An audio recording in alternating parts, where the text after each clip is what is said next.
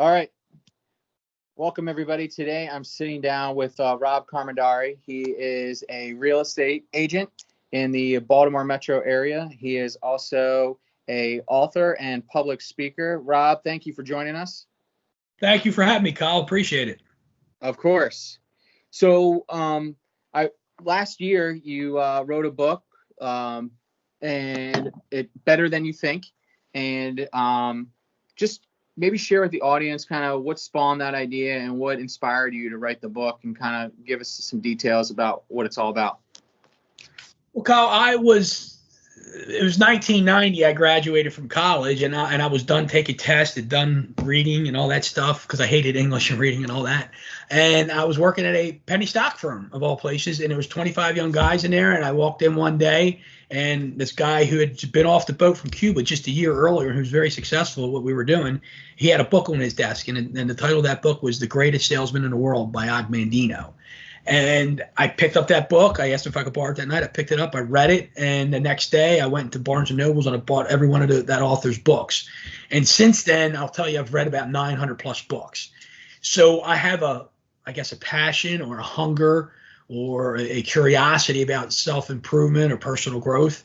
And it was I'd been reading for about 10, 11 years. And I'm like, I'm going to write myself a book one day. And I felt like that I had enough, in me, so to speak, that I could share. Because it was funny, when I first started this stuff, Kyle, I would read these books and I come home from college or go out and see out some friends out. You got to read this book. You need to read this book. And when you can't suffocate people is what I learned. Because if I'm telling you need to read a book, you might be hearing, hey, Rob, you're telling me I'm broke and you're trying to fix me. And that's what happens. So then you got to start being the example. And I'm like, how can I share this with the world? I got all this stuff in me and I want to share it.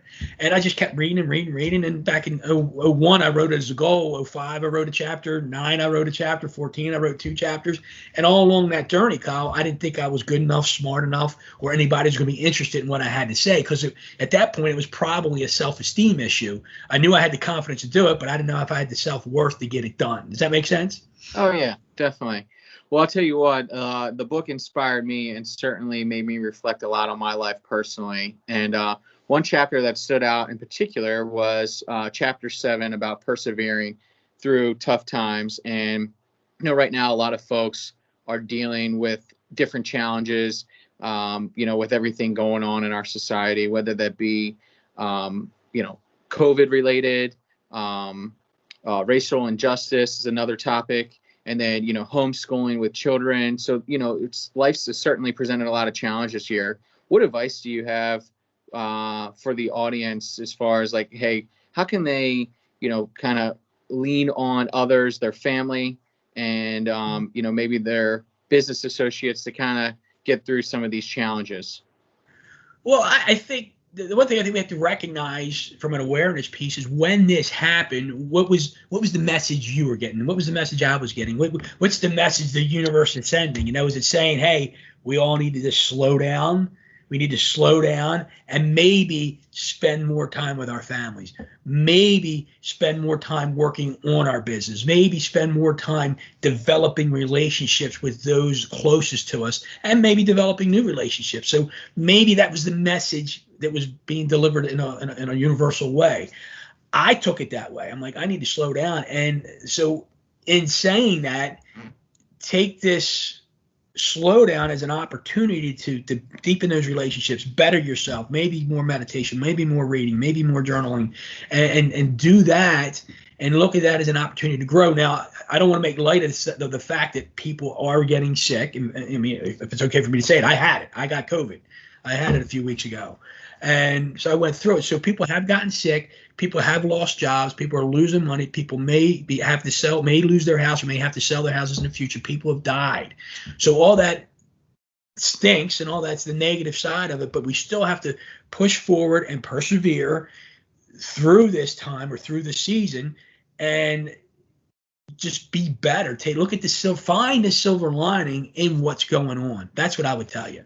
Right. Well, how would you recommend people stay focused on their personal or professional goals with all these challenges too? Like, what are some strategies that you may have for them to kind of overcome some of the hurdles they're dealing with? The first thing that comes to mind, Kyle, is time block, right? Block that time out for whether it's prayer time, meditation time, work on your business time, working, because with the homeschooling, we know how hard that must be. I went on a listing appointment a couple weeks ago, and the mom was homeschooling 3 kids at once. And I was like, wow, how hard is that? 3 different grades. So time, we got to be very disciplined in blocking out time to do whatever it is we need to do, whether it's working on a business, spending time with the family, or personal stuff. Great. All right. Awesome. And then, before we jumped on this call, we were kind of talking about some of the things we were going to discuss today. And you had mentioned the 4 seasons of life and kind of how that relates to what we're dealing with right now. Can you share with the folks watching what those are and kind of how they relate to the situation we're all dealing with? Yeah, and I think of it more as 4, because we could say there's 7 seasons or 11 seasons, right? But I think right now there's 4 seasons that I focus on with what's going on. And the first season of which we talked about earlier, was the season of humility.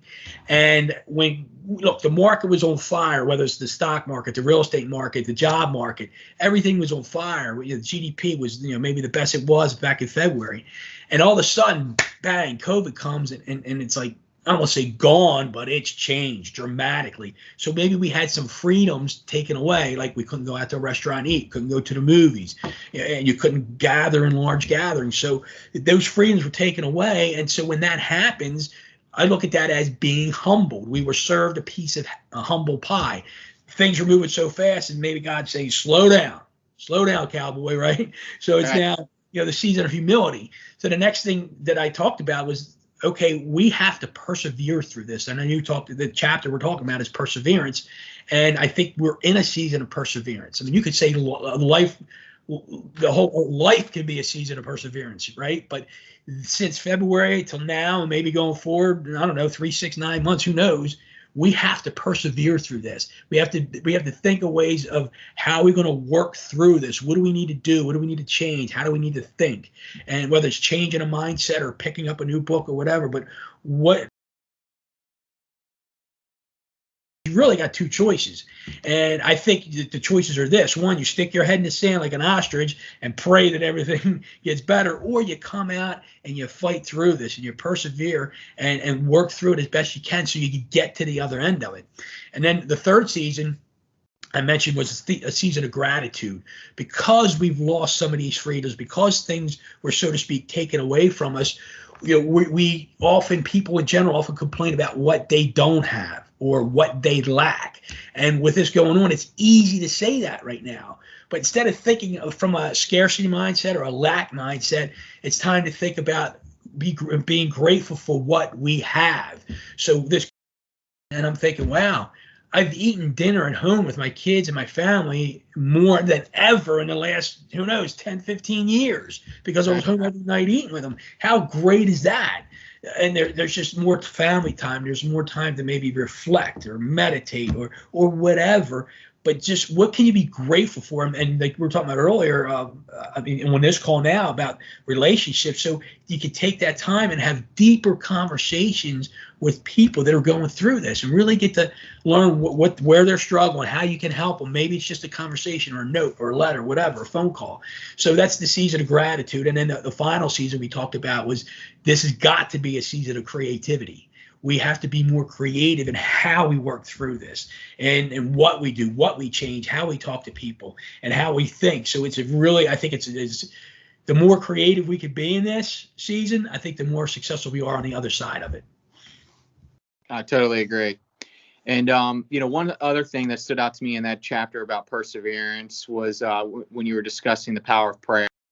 I'm a man of faith, and I know you are too. So kind of share with the audience of how you've leaned on God and praying to kind of get you through some of the challenges that they're dealing with as well. Yeah, thanks for asking that, Kyle, because one of the things like every morning I sit and I got my chair, my reflection chair, and I sit there, I read a little bit, I contemplate a little bit or meditate, and I pray and I journal, and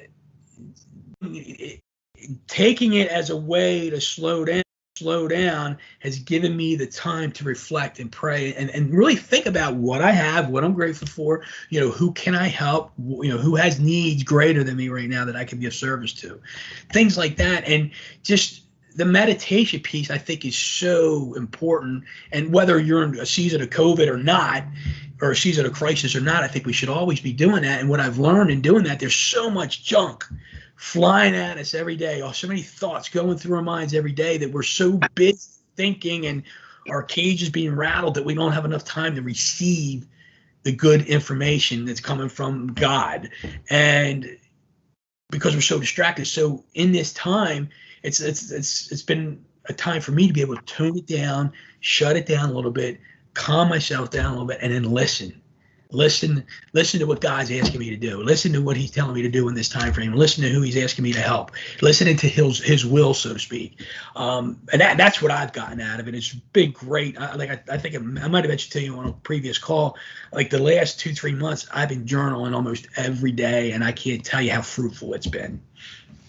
Awesome. Well, I'm glad to hear that and how it's been working in your life. And I hope, prayers and all that has been helping others too that are watching. So let's wrap it up. I just kind of want you to maybe give a couple thoughts to the audience as far as, as we're getting into this holiday season, Thanksgiving, I'm sure there's a lot of things that folks are thankful for and just spending time with family, maybe, starting to prep for their business in 2021.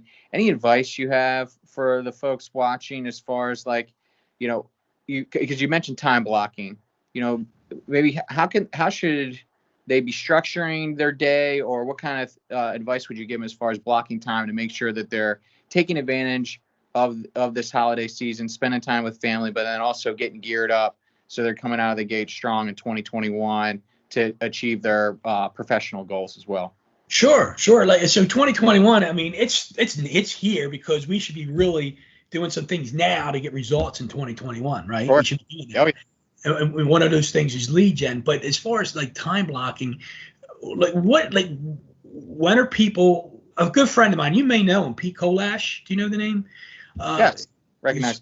Good friend of mine. He was an old mastermind group, me and two other guys for a while, and he came. I think he came up with this idea, and in fact, I heard it from him. He called it 30 Sunday 10 p.m.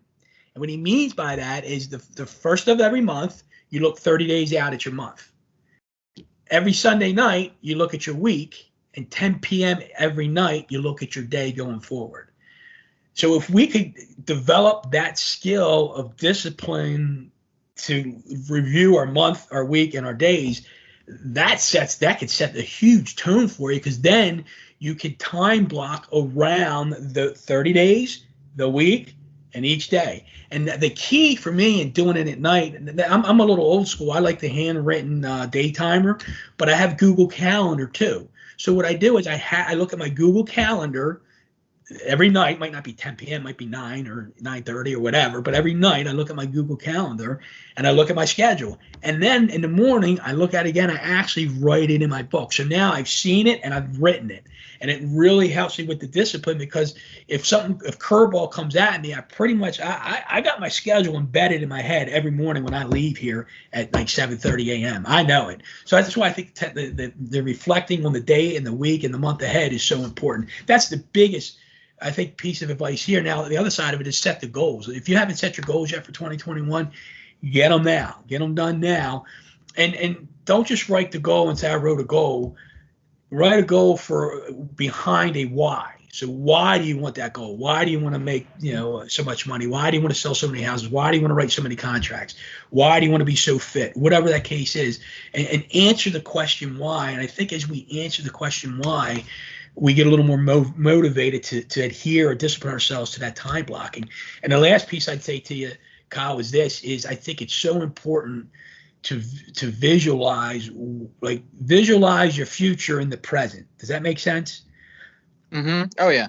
Yeah. Visualize where you are in the future now. And I haven't done that for a long time, but when I do it, I get pretty fired up. And then that future now becomes a reality at some point. And I think we do that, man. People can do that stuff. It's not easy, but if you can discipline yourself, man, I don't think there's any limitations. Well, I agree. I think it keeps you focused on the goal, right? And then kind of help visualizing the why behind what you're doing day in and day out to get to and that vision that you have of what it looks like, whether a year from now, 5 years from now, whatever the case may be. So I think that's extremely important. Yeah, I agree with you. Great. Well, Rob, I really appreciate the time today and sharing your thoughts and vision on what we're all dealing with, and really just appreciate the advice that you were able to give our audience. So thank you again for joining us. Where can everybody find your book? You can go on Amazon. It's the title book again is Better Than You Think. Pick it up on Amazon. You can also go to my website at Rob at robcommadariauthor.com. rob@robcommadariauthor.com. And then there you can pick up a free resource guide and a workbook that goes along with the book itself. And they're free downloadables. Awesome. Well, thanks again, Rob. Happy Thanksgiving to you and your family. Look forward to catching up with you again soon. You got it, Kyle. Thanks so much. Happy Thanksgiving to you and your family. Thank you.